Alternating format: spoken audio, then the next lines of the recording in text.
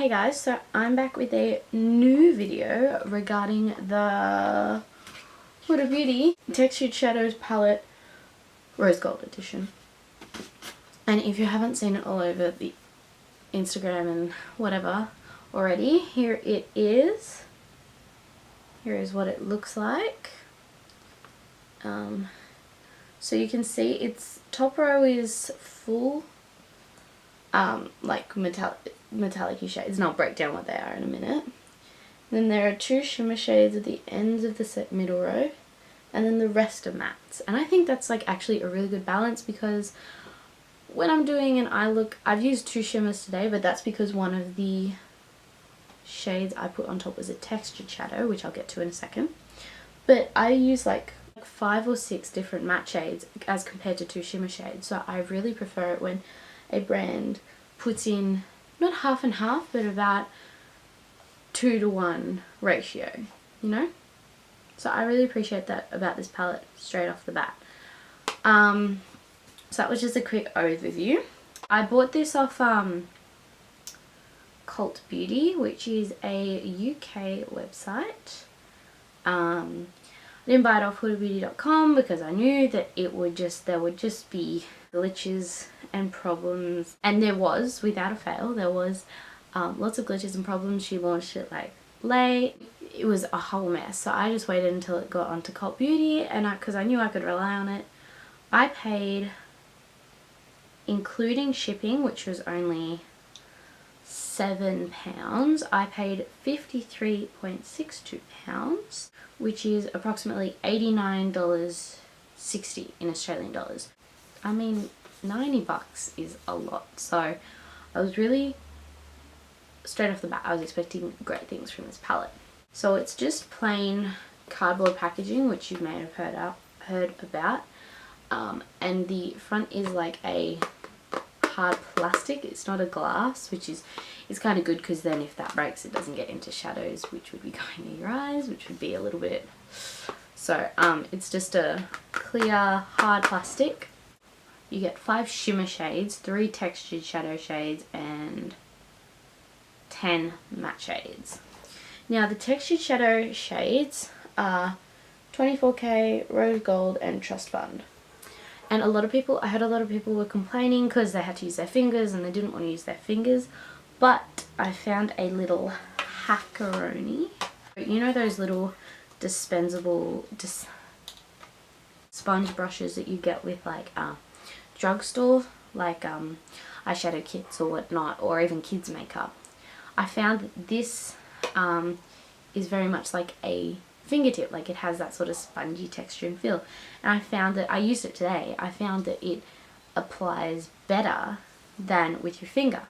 The one on the left is the one with the makeup brush applicator, and the one with the finger. I find on the eyes, it may not swatch the same, but on the eyes it has a much better payoff and a much more precise, because you can really like put it where you want it, and I feel like it gives off a very precise, like that wanted foil effect instead of just a metallic-y shade. I've used most of the shades, not today, but I've used most of the shades over a period of time. And my standout favorites are Angelic, which is such a beautiful shade. Like, I almost bought the palette just for that shade, like it's so pretty. I really like Shy, which is like a sort of not quite dusty rose, not quite dusty lilac shade right here. I really like the shade Henna, and the shimmery shades in Rose Gold, the 2 textured shadows in Rose Gold and 24K, and #blessed shimmer shade. So I like a good portion. I like the palette overall. I'm just going to say that now. I like the palette overall. I just find that some of the shades can be very hard to blend, which you'll see in the demo, and also probably with the differences between my 2 eyes. I don't know if you can see very well, but the left one is much more blended and this one is much more harsh, and that's because I could not get this shade Cocoa to blend out well on my right side, and I had to go in and fix it, and it was just a mess. I'm not gonna lie, it was a hot mess. And I find that these shadows are hard to blend a little bit. You do have to spend quite a while blending them, but if you do, the payoff that gives is really pretty. Like, they blend really well together. And someone said that they used the shades a few times and they were pretty shit, but then after like the 5th or 6th time they like of using a particular shade, like it seemed as if there was like a film on top and that just went, and they were beautiful and they were nice and pigmented. So I'm hoping that that will happen. But as I say, I've used a few of these shades already and they seem pretty good at blending. It's just usually the darker ones are harder to blend.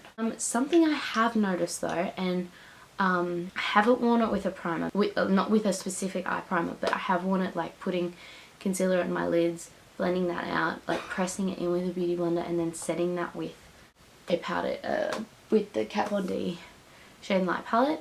And I have found that that with other palettes actually works very well, but with this one it just does not wear well. I don't know if it was a particular hot day, it might have been, so it might not have been the palette's fault, because I was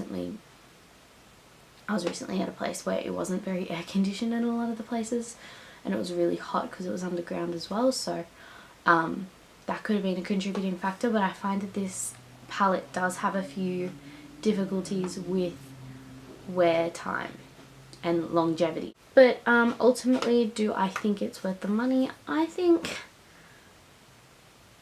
it could be a little cheaper. I'm not gonna lie, it's a little bit ridiculous for the everyday person, and I myself am an everyday person, I don't know why I'm saying this, but it's a really big splurge over something that there are a few palettes that have immediately better shadows that blend well, and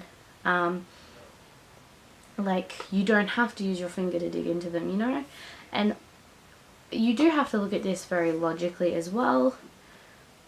I mean, I'm on the fence. You do get 18 shadows, which is a lot. Not a lot of palettes have 18 shadows, but I just find that some of the colours are difficult to work with, and that I wish the packaging was different. I mean, I do like to see the shadows, like that's really cool. I just find that if I drop this, it wouldn't survive long. I have a slight problem with the textured shades. I think I keep saying foiled shades, but I mean textured shadows, is that they really are very crumbly. They just crumble really easily, and I feel like they should be formulated in a way that they're smoother, like Colourpop shadows. You do use your fingers mainly for Colourpop shadows, but they don't crumble away. They kind of are just very smooth. When I'm doing my makeup, luckily not this time, I get quite a bit of fallout from the shadows, so that is a drawback. But I find overall that this palette is really pigmented and really beautiful, and I remember looking at this when it first came out and thinking like, this is such a versatile palette, because like you wouldn't look at this and think that it's like a neutral brown, warm brown palette, but I was able to create this warm brown color. You can also create some like more red colors or some more cool tones, or just of course rose gold colors, pink tones, all that sort of stuff. Something else to note, this is talc free and paraben free, so if that is something that you are concerned about, that is something that this palette is. It, as far as I can see, actually does not have a cruelty free rabbit. Just looking at this packaging now, Dubai Fling, 24 karat gold, rose gold, trust fund and hashtag blessed are all formulated the same way. I don't know how that works out, but I do think it's a really good versatile palette. I definitely will have to play around with it a little bit more to make sure that I definitely, like, I can use those darker colours and blend them out more, because obviously if I can't, then there's no use in having it. I'll just use a dark brown from my Morphe 350 or my Tartelette palette, or anything. I can find a dark brown anyway. This to me is like a perfect travel palette. You can make so many different looks with this. I think it's so versatile. So for that reason, I do think it's worth it. If you're looking for a palette that like you can do some really natural neutral looks as well as some more out there looks, like you want to experiment a little bit and you want like a good travel palette, I highly suggest this. This has just so many versatile colors, so many versatile shades, so many versatile finishes and formulas. So in that case, I do think that this is worth money. I do. I might come up with like a cute name for it. You don't want to copy someone, you know. Anyway, that's the end of my video. I'm rambling on. It's 12. It's the next day. I'll see you guys in the next video. If you want more reviews on palettes or any like foundations, concealers, anything in particular, let me know. I'll try and get my hands on it, and I'll see you in the next video. Bye. So starting off with what remains of the base and my eyelids primed, I'm obviously going in with the Huda Beauty palette. Oh, I love this packaging on the front. It is so pretty. I'm just going to start off by taking the skin tone Bay shade. Well, it's not really that skin tone, but Bay. And I'm just dusting that all over the lids, from the lid to the crease to the brow bone. Then I'm going to start building that transition up with the shade Sandalwood and just putting that in the crease, and that can also sort of go on the lid as well. This is a really nice transition color. It's like a camel sort of neutral brown. Love it. And I'm taking the shade Henna, which is slightly darker and more red orange tone, and I'm just starting to build that transition up slowly but surely, and going back in with the shade Sandalwood every now and then as well. These two are a beautiful combination, and they blend like a dream.